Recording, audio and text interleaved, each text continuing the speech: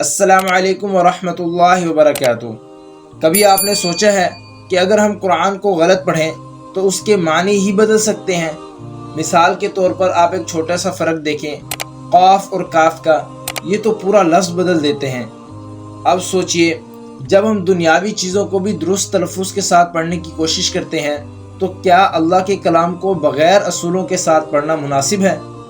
آج کی اس ویڈیو میں ہم بات کریں گے کہ قرآن کو تجوید کے ساتھ کیسے پڑھا جائے، تجوید اصل میں ہے کیا اور اس کے فائدے کیا ہیں۔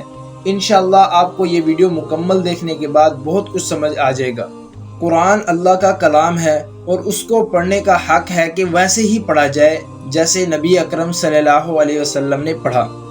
ہمارے پیارے نبی حضرت محمد صلی اللہ علیہ وسلم نے فرمایا، یعنی قرآن کو اپنی آواز سے آراستہ کرو، یعنی قرآن کو خوبصورت اور صحیح طریقے سے پڑھنا نہ صرف عبادت ہے بلکہ یہ ایمان کو بھی تازہ کر دیتا ہے۔ سب سے پہلے بات کرتے ہیں تجوید کی اہمیت پر۔ تجوید کے بغیر قرآن پڑھنے سے کئی بار مطلب بدل جاتا ہے۔ مثال کے طور پر اگر ہم مالک یوم الدین میں مالک کو ٹھیک نہیں پڑھیں گے تو یہ ملک بن جاتا ہے اور دونوں کے معنی مختلف ہیں۔ اس لیے ہمیں تجوید کے ساتھ قرآن پڑھنے کی بہت زیادہ ضرورت ہے۔ اب آتے ہیں مخارج پر۔ عربی کے 29 حروف ہیں اور ہر حرف ایک خاص مقام سے ادا ہوتا ہے۔ مثال کے طور پر قاف حلق کے اوپر والے حصے سے نکلتا ہے، با ہونٹ بند کر کے ادا ہوتا ہے، نون ناک سے آواز کے ساتھ آتا ہے۔ اب اگر ہم قاف کو کاف کی طرح پڑھ دیں گے تو مطلب بدل جائے گا، اسی لیے صحیح مخرج بہت زیادہ ضروری ہیں۔ پھر آتی ہے صفات۔ کچھ حروف موٹے پڑھے جاتے ہیں جیسے صاد، ضا، طا، ظا اور بھی بہت، اور کچھ باریک پڑھے جاتے ہیں جیسے سین، زا اور دال جیسے حروف۔ اور اگر ہم صراط کو صراط پڑھ دیں گے، صاد کی جگہ سین پڑھ دیں گے تو آپ دیکھ لیں الفاظ ہی بدل گئے۔ تو ہمیں اس کی بھی سخت ضرورت ہے، ہمیں صفات کو سیکھنا چاہیے۔ اب آتے ہیں قواعد پر۔ یہ تھوڑا ٹیکنیکل لگتے ہیں لیکن اصل میں یہی تلاوت کو خوبصورت بناتے ہیں۔ جیسے غنہ، نون اور میم پر جب مشدد آئے تو ناک کی آواز کے ساتھ پڑھنا، مد حروف مدہ پر آواز کو لمبا کرنا، قلقلہ، قاف، طا، با، جیم، دال جیسے حروفوں پر جھٹکا دینا، ادغام و اخفا، نون ساکن یا تنوین کے بعد آنے والے مخصوص حروفوں پر مختلف طریقے سے پڑھنا، یہ جو سب چیزیں ہیں یہ ملا کر ہی قرآن کی صحیح تلاوت بنتی ہیں۔ تو ہمیں اس کو اپنی عملی تلاوت میں بھی لانا چاہیے، بلکہ ان کو صرف سننا نہیں، ان کو سیکھ کر اس پر عمل کرنا بھی چاہیے ہمیں۔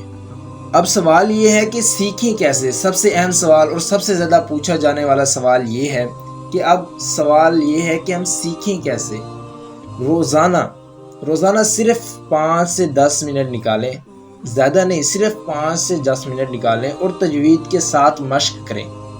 قرآن کو استاد یا کسی ویڈیو کے ساتھ پڑھیں اور دہراتے رہیں۔ اپنی تلاوت موبائل پر ریکارڈ کریں اور سنیں کہ کہاں میں غلطی کر رہا ہوں یا کر رہی ہوں۔ اور سب سے اہم جو ہمارے پاس ہے وہ یہ ہے کہ ایک وقت میں ہم نے صرف ایک قاعدے کو سیکھنا ہے، اس کو زیادہ نہیں سیکھنا۔ اس کو ایک وقت میں ایک قاعدے کو سیکھیں اور سب کچھ ایک ساتھ یاد کرنے کی کوشش نہ کریں۔ جب آپ کو ایک قاعدہ صحیح طریقے سے آ جائے پھر اس کے بعد نیکسٹ قاعدے کو آپ سمجھیں، سیکھیں اور اس کو اپنے تلاوت میں اس کو امپروو کرنے کی کوشش کریں۔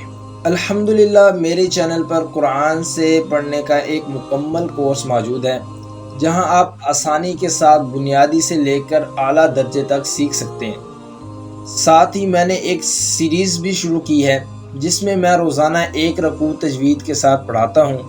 اب تک تقریباً 15 صورتیں اپلوڈ ہو چکی ہیں اور یہ سلسلہ انشاءاللہ جاری رہے گا آپ کی محبتوں کی وجہ سے اور آپ کو سکھانے کی میری کوشش کی وجہ سے انشاءاللہ، جب تک میرے اللہ نے چاہا۔ اور یہ بالکل ہی آسان انداز میں موجود ہے، بڑے بچے، چھوٹے بوڑھے جو بھی ہیں اس تجوید کے کورس کو دیکھ سکتے ہیں، ایزیلی سمجھ سکتے ہیں اور اپنے کسی دوستوں کے ساتھ شیئر بھی کر سکتے ہیں۔ تو اگر آپ چاہتے ہیں کہ آپ کی تلاوت بھی درست ہو، آپ کی تلاوت جو بھی سنیں آپ پر رشک کرے، یا آپ کی نماز میں خشوع آئے اور قرآن پڑھنے کا حق ادا ہو، قرآن پڑھنے میں آپ کو بھی مزہ آئے اور سننے والے کو بھی، آپ کی تلاوت امپروو ہو سکے تو ابھی اسی چینل کو سبسکرائب کریں، بیل آئیکن دبائیں تاکہ کوئی سبق آپ سے رہ نہ جائے۔ یاد رکھیں، قرآن کو تجوید کے ساتھ پڑھنا صرف ایک علم نہیں بلکہ یہ عبادت ہے اور یہ جنت کا رستہ ہے۔ امید کرتا ہوں کہ آج کی ویڈیو آپ کو پسند آئی ہوگی۔ انشاءاللہ ملتے ہیں نیکسٹ ویڈیو میں، تب تک کے لیے اللہ حافظ۔